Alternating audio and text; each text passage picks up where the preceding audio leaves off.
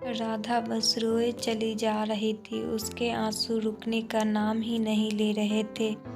वो अपनी माँ से बार-बार एक ही बात कह रही थी, मुझे बदनाम कर उसे क्या मिला? सिर्फ मुझे उस डिवोर्स तलाक आसानी से मिल जाए। उसने मेरा नाम गैर मर्दों के साथ जोड़ दिया, मेरी ज़िंदगी नर्क बना दी। मेरे पति होते हुए खुद मुझ पर ये इल्ज़ाम लगा रहे हैं।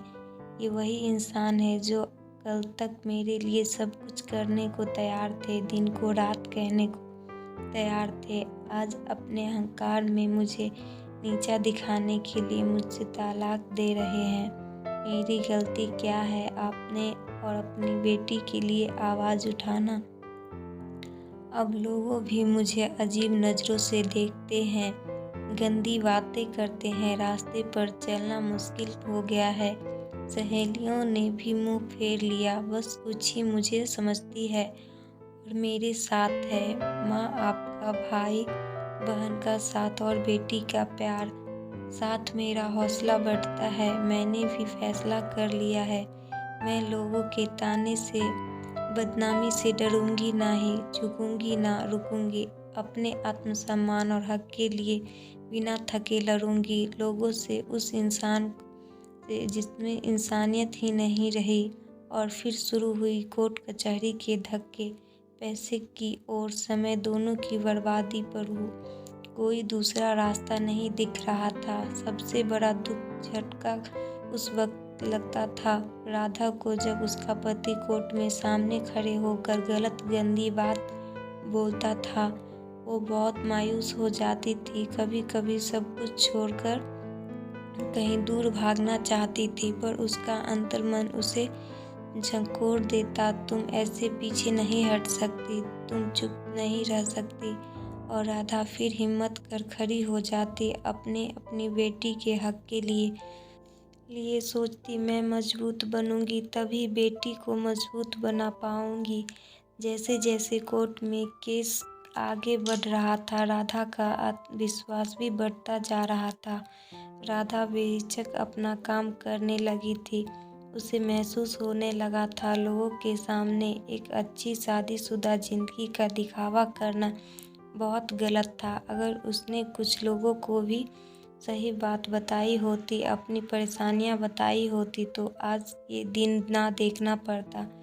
लोग उसकी मुश्किलों को समझते। खैर, जो होना था वो हो गया, सोचकर राधा ने ठंडी सांस ली। अब वो खुलकर जिएगी अपनी जिंदगी। उधर राधा के पति भी एहसास हो गया था। उसने राधा पर झूठे इल्जाम लगा मुसीबत मोल ले लिया। उसने तो सोचा था राधा जैसी समाज में एक अच्छी जिंदगी जीने का दिखावा करने वाली औरत मुंह बंद कर चुपचाप घर में बैठ जाएगी, पर हुआ सब कुछ उल्टा। राधा ने तो सोचा घरेलू हिंसा की सच्चाई सबके सामने लाकर रखती थी। कुछ सबूत भी जुटा लिए थे। राधा ने वो अपनी बेटी के साथ जीना सीख गई थी।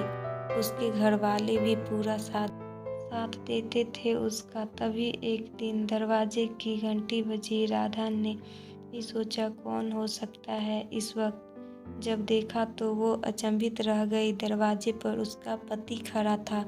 उसने राधा से पूछा, अंदर आ जाऊं? राधा ने कुछ सोचा, हाँ बोल। उसे अंदर आने दिया और पूछा, अब क्यों आए हो? वो बोला, मुझे माफ़ कर दो, मुझे से गलती हो गई और घर वापस चलो। मैं तुम्हारे और अपनी बेटी के बिना नहीं रह सकता। अचानक आए इस बदलाव से राधा सोच में पड़ गई थी।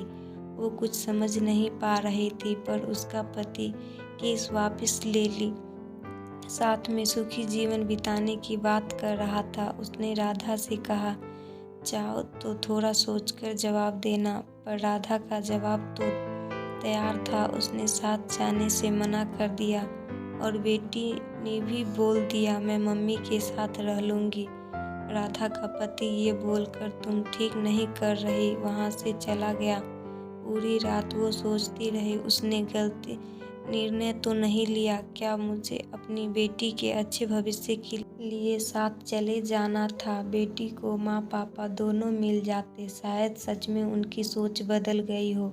सोचते सोचते सुबह हो गई। सब घर वाले भी सोच में थे। क्या किया जाए, इंसान बदल भी तो सकता है, पर सबने समझदारी दिखा।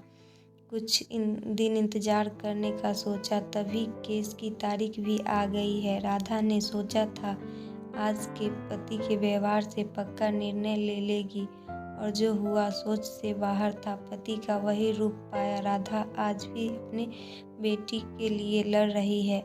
बस एक बात सोचती है, उस दिन उसका पति बदला रूप में घर क्यों आया था? क्या साथ जाना सही था, या अपने हक, अपने आत्मसम्मान के लिए लड़ना? अगर मेरी कहानी अच्छी लगे तो लाइक करें, चैनल को सब्सक्राइब करें। धन्यवाद।